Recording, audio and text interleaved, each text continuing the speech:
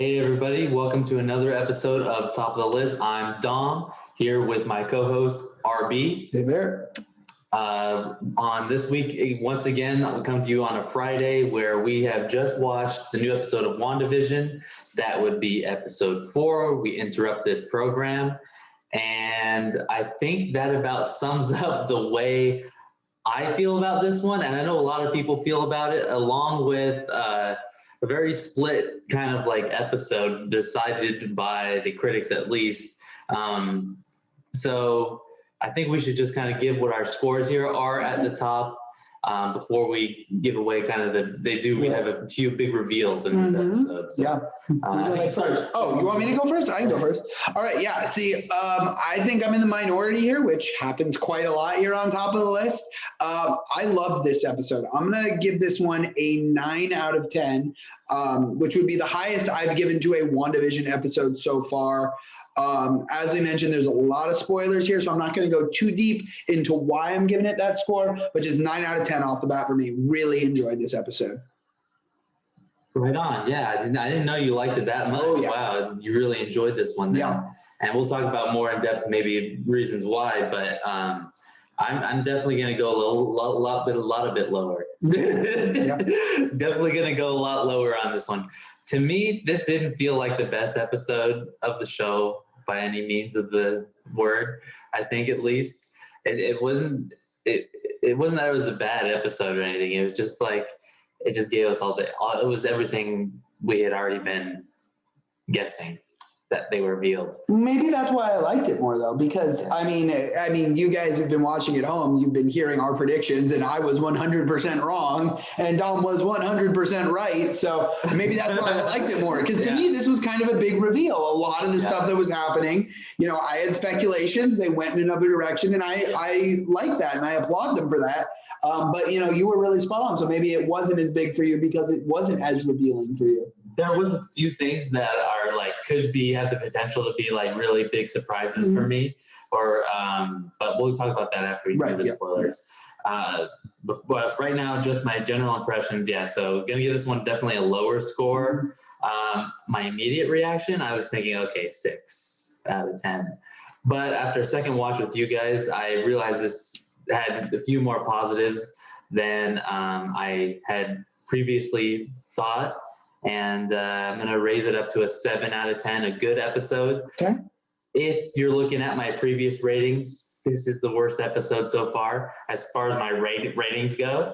I'm utterly shocked that you found this episode less pleasing than last week's. I can understand where you would say the first 2 episodes were better than this, but I just was so disappointed by episode 3. All 3 were what was your score last week? I feel like we both had very low scores. Last week I had a 7.5 out of 10. Okay. So I think this is only okay. So only by a little bit, I think. But that's kind of my general score on this. I guess the one thing I think we should talk about is I guess I don't know. It's hard to not go into spoilers, but I mean, if you know where the episode last week ended up, you know that we're gonna spend some time in the real world, right? And that there's a big shift there, and that has to do with the reason why I'm giving it and not as high of a score. But is there any? It's hard to talk really around. It's really difficult to talk about spoilers. So I think that's the time to say spoiler alert. For those of you who haven't watched episode 4 of WandaVision, we interrupt this program. Go ahead, give it a watch, hit pause on us, and then come on back and hear what our thoughts are. Maybe we align with you guys, maybe we don't. There's definitely going to be some good conversation here, maybe some conflict between Dom and myself in this episode. See what end of the spectrum you fall on, or maybe somewhere in between where we both feel. But spoilers coming right now. So I think we should start off with, I just want to bounce some of my ideas off of you about what has the episode serves as a whole. Right. And then I just want to know what your opinion is. Okay, yeah. Matches mine or not. Yeah. So here's what I see this one as. This is our mid-season wraparound. Yes, without a doubt. And it's something that happens a lot in sitcoms, and I didn't know they were going to do it. in Friends, they had a famous one is when you think Ross and Rachel might get back together again, and then they're like, oh, but was it ever that good? And then they show everything that has happened in this one episode, kind of a wraparound. Which they do yes, I know which episode you're talking about, but they do that. They have at least one of those episodes in every season of Friends. Yeah. Yeah, absolutely. Yeah. So they have one of those ones where they just look at, this feels more like that, where we get to see everything that's been happening in episodes 1, 2, and 3. Yes. From outside of Westview. Now, this may be another place where we disagree on. Those are my favorite Friends episodes. Okay. I absolutely love the recap episodes and seeing, not only recaps of what's happened, but also from a different perspective than what we've observed before, which is why I love this episode, because instead of just picking up where we left off from episode 3, we just hit the ground running. Okay, Geraldine is... spoiler, Monica Rambeau, is that correct? Yeah. Yeah, and we're just going to run from there. We're going to meet her in the field after she's been thrown out of Westview. Yep. We go all the way back to the discovery in the real world of Wanda and Vision in this television show. We see who was watching that TV show, that it was Darcy. We see, who the beekeeper was. We see everything that was cut and fast forwarded through in the first 3 episodes.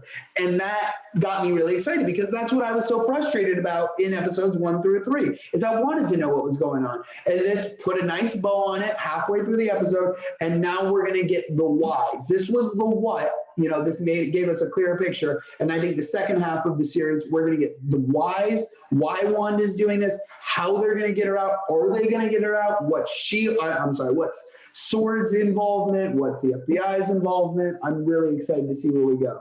Yeah, and I can see why you really enjoyed this one. This is why I gave it in the 7 instead of a 6. Yeah. It's because of all those reasons you just said. This one was great because it was from a different perspective than what we've seen before, and it was from the perspective of a Marvel Studios movie. Mm-hmm. And this is the first time we get to see Marvel Studios quality level on our TV screens in our own homes. Yes. And it did a great job of bringing that same, without a better word, that same vibe that you get when you watch a Marvel movie in the theater. And, there's certain things that you expect to see, like, the way that certain characters act and stuff like that. There's a lot of jokes. I guess I'm just trying to say, you get that feeling as soon as Darcy walks in, she's popping a joke. Yeah. And then, well, we get some of our favorite comedic side characters in the MCU so far, with the FBI agent Wong, played by Randall Park, and then Darcy, who are both just fantastic, comedic actors who play great roles. Of course, Randall Park appearing in Ant-Man and the Wasp, and Darcy in the Thor series. And one little thing, when he brings out his FBI card when he meets Monica Rambeau earlier. Mm-hmm. He does a magic trick, like he was trying to learn it all along in Ant-Man. That's right. I didn't catch that. Yeah, he has a little card trick. That's cool. I was like, yes, callback for Light fans there.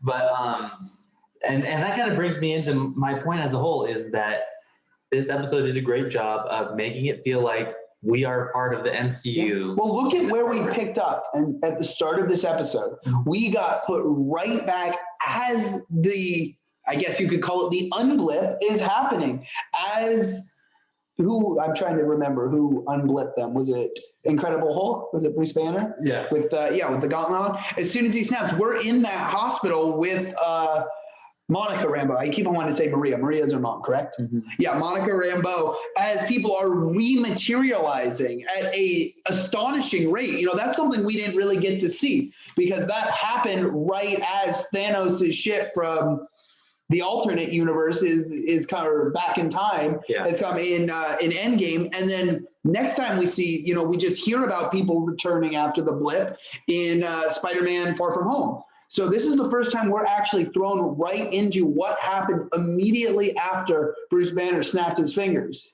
And I like that you mentioned Spider-Man: Far From Home. Just announced earlier today, WandaVision takes place just before Spider-Man Far From Home. Right, I did read that. Yes, you read that. So, just if you guys haven't read that before, now you know. We kind of have a more narrowed down timeline as far as to where we are in WandaVision in the timeline of the MCU. So just to reinforce like a few of my positives. Yes. The best part of this episode does is bring us into the MCU as a whole for Phase 4, and it brings back those returning characters that we talked about. And the other thing that it did really great was it's like they have this certain style to it. I'm reminded of The Winter Soldier and the way that one kind of feels like, like a military political movie. And I mean, you can even go back to the Avengers film, where you first are discovering like S.H.I.E.L.D. and everything like that, and all this web of secret agents.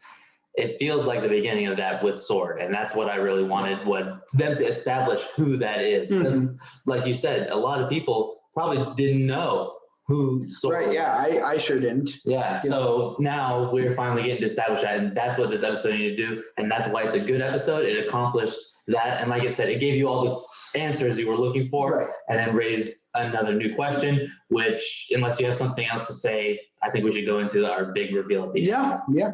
So you want me to say it? You take it. So big reveal at the end. I just really need to know what you think about this. We learned that my theory was right, and Wanda is controlling everything inside Westview. She ejects Monica Rambeau, Geraldine, out of this field that they're surrounded by in Westview, and she's controlling a lot of different things that we learned from Darcy's perspective. When she's watching the TV, she's saying, "Oh, what is that? Like, it's cut back. Like when we watched it, we were just like, oh, it looked like a glitch in the TV, but then they're figuring it out, and there's more to the story." And so I guess that's kind of our big reveal. Yeah. What's your reaction? I mean, I'm not going to lie. I was a little disappointed about it. Obviously, we make predictions probably based off of what we want to see. And I was really hoping that this was more an observation of Wanda. I didn't know who was observing her, but that's what more I was hoping for. The fact that Wanda is controlling it and has a hand in everything sort of, I don't know, makes it a little less confrontational. It almost makes Wanda our antagonist, which I didn't necessarily want. Okay. But, once again, it wasn't enough to turn me off from the show. Obviously, I'm along for the ride and, really excited to see where they go with this. It's just, I just felt like there was too much going on negative to Wanda for it to be, that to be the answer. I mean, yes, I understand, the radio is not in her control. That's, that's S.W.O.R.D. and the FBI. And same with the drone. But I mean, if this is truly something purely controlled by Wanda, what's up with the bitchy neighbor, for example? Like, why would anyone want to deal with her? I think there's more to the story there. I think that we haven't seen everything yet. But for me, this big reveal was, as you had said, this sets up Wanda as our antagonist for the season. Whereas so far, we've been looking at her as our protagonist. Yeah. And I think that's what made this potentially really special. Whether or not they're going to make it that way, actually, I'm not 100% sure. But that's what really made me another reason why I gave this one a good rating instead of just an okay, is it really sets up that almost like a new genre shifting or new story that we haven't seen so far in the MCU, which is what I've been wanting. Phase 4, let's see something new. And they're doing it. So I think that's and reactions to seeing Vision when he's dead. Right. And obviously we don't know, is this truly, if Wanda's controlling it, she's losing control of her powers and that's what she's saying, or is this just a flashback for her seeing Vision? Because obviously she was right there front and center when Thanos killed him, ripping the Mind Stone out of his head. But either way, I mean, it was a great scene. I think Marvel has become more and more able to create these powerful emotional jump scare scenes too. I mean, we saw it in Far From Home with the zombie Tony Stark coming out of the grave. And as you've alluded to in other episodes, we'll probably see it in the new Doctor Strange as well, which is supposed to be like the first Marvel horror movie, you've told me. So Marvel's done a great job with that. It was brief. It was definitely just a quick jump scare, but a very powerful, poignant scene. I'm glad they did it. Yeah, I 100% agree with everything you said right there. Excuse me, sorry. But I did want to add on, You know, there is one thing that we really should be talking about too, and that is the fact that we got some more aspect ratio changes in this one, right? We started off in our movie aspect ratio, and like you and I predicted in the beginning, like this is going to be our indicator as to telling which world we're going to be in. Right. And what was interesting that I thought they did, I don't know if you noticed this as well, is when we get those flashback scenes to what we didn't see in last week's episode, her fighting with Monica. It's in the movie aspect, motion picture aspect, and it felt more like an MCU movie instead of. It's like they have like a filter on it when it's actual. Yeah, it truly looked like when we were watching it that it was a 70s sitcom. It had that grainy feel. Right. When we flash back to it, you're absolutely right. It was a high definition and almost made the background, the bright colors and whatnot, look quirky, which is what they are. But, you know, it looked in place last week when we watched it because they had, you know, that graininess of as if we were watching an old cathode ray TV in the 1970s. Which is really interesting to me. I love that they're playing with that. And that they're, reminding us of what's the signature look of a Marvel movie, and then how this is differentiating that. Yeah. And there's lots of other things we could talk about, I'm sure. Is there any other big things you wanted to bring up? I mean, there are a couple of things that I thought, you know, maybe I'm reading too far into them. You're the expert more than me, so I'm just going to run them by you. There were two things that came to mind when I was watching this episode. One was the fact that, you know, we have that final scene where Wanda and Vision sit down and turn on the TV and say what's on. And I was curious if that's going to play a role. Maybe Wanda is monitoring the outside world through the television. Did you pick up on that at all, or was that just me sort of reading into it? Maybe I could see that. That seems like a good theory to me. Yeah, because I mean, if nobody else is the wiser, right now I'm trying to figure out if Vision and who Vision is, because Vision, as we, you know, for those of you who don't remember, you know, we got slapped in the face from Darcy saying, yeah, he's dead, right? You know, so who is Vision? You know, is he just something that Wanda's created, or has she been able to sustain his life here in Westview, and that's why she saw the dead, you know, the face of his corpse? I can't tell if he's the wiser or not, because he has that line, you know, we can go anywhere, and she says, no, we can stay right here. This is our home. Mm-hmm. So I don't know if he knows. But otherwise, I'm just saying, if they're sitting down, maybe he just thinks he's watching TV and she's monitoring what's going on in the real world too. So that was my number one. I didn't know what your thoughts were on that. That seems like a great theory. I'd like to see that played out. Mm-hmm. I also would like to see, like you said, what's the true intentions of that, the neighbor she has? Right, yes. You know, what's going on there? Yeah. And I think that I think there's still potential for that, excuse me, that storyline that you were talking about where Wanda's being controlled, or she's been being observed, or she's being put through some sort of... Right, which also puts us, you know, to the question, you know, Wanda, if we recall correctly, she's not very old. I mean, she was what, 18 in Age of Ultron? No, she must have been older than that. I thought she was, because they were orphans and were raised by Strucker, right? Mm-hmm. I thought they were much younger. And so in my head, she's only like 23, 24, you know, and she grew up in Sokovia. How is she calling back and creating this world of sitcoms, you know, from the 50s and 60s? I mean, that wouldn't be something that if she's creating her universe, like, you know, what is she truly controlling and what is out of her control? Yeah, and I'm trying to figure out if maybe there's even a force more powerful than her that has that play as well. Yeah. Now, my other question is just because, and this one definitely is a stretch, because we have Monica Rambeau in it, do we see any appearance of Captain Marvel in this series? Because, I mean, she's from the Captain Marvel storyline. Obviously, she was like, I forget what the relationship was, second mother, though, essentially, you know, best friend, I believe. And we get a call out to her in this episode, right, to Captain Marvel, when Monica Rambeau is first walking into Sword, and they say, oh, yeah, there's a lot of, we don't know what's out there. You know, there's a lot of enemies out there. Mm-hmm. And she says there's allies too. And that's what she's talking about, Captain Marvel. Mm-hmm. So I think she has potential to show up. I'm curious, yeah, especially with, I mean, choosing a character here with Monica Rambeau, someone who hasn't been a major character so far in the MCU besides as a child. I mean, this is really a brand new character for us, but just a recall from someone that we've seen in an earlier movie. So maybe that's why they chose this character to get Captain Marvel involved, who I'm a big fan of Captain Marvel. I know she wasn't your favorite, at least in her standalone movie. Yeah. But either way, I think she's a cool hero. She's got cool powers. Yeah, I think she's got cool powers, and I think she's on the power level of Wanda. Yeah, which there aren't many of. Yeah. Wanda is one of the more powerful. She's up there with She could destroy an Infinity Stone. That's insane.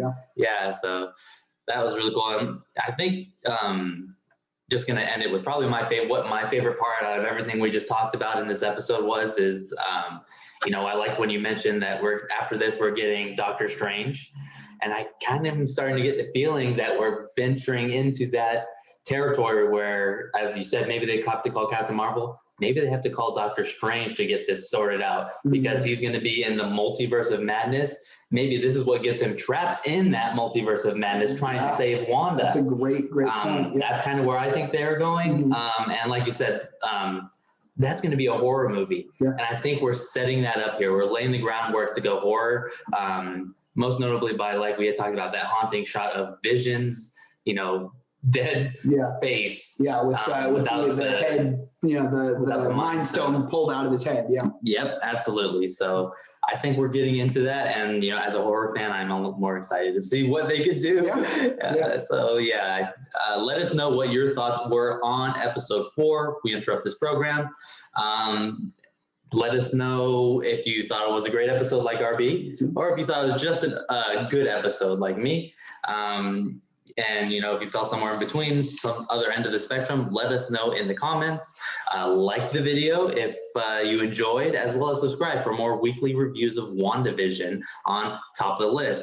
Like I said, I'm Dom. You can follow me at Dom Gonzalez 48. RB. Yeah, I'm RB. You can find me on Instagram at RB_the_SID, or on Twitter at RB with the call. Thanks for tuning into another WandaVision review here on Top of the List. We have, as Dom mentioned, quite a few more WandaVision reviews coming up, as well as our other slew of 2021 Disney Plus MCU series. We'll also be getting some new film reviews at you. A film review of Run coming up, maybe of Ford versus Ferrari. We just gave that a watch. Amongst others, it's getting colder out. Great weather to stay in and watch a movie. So more of that coming to you guys at home. But thanks for tuning into another episode.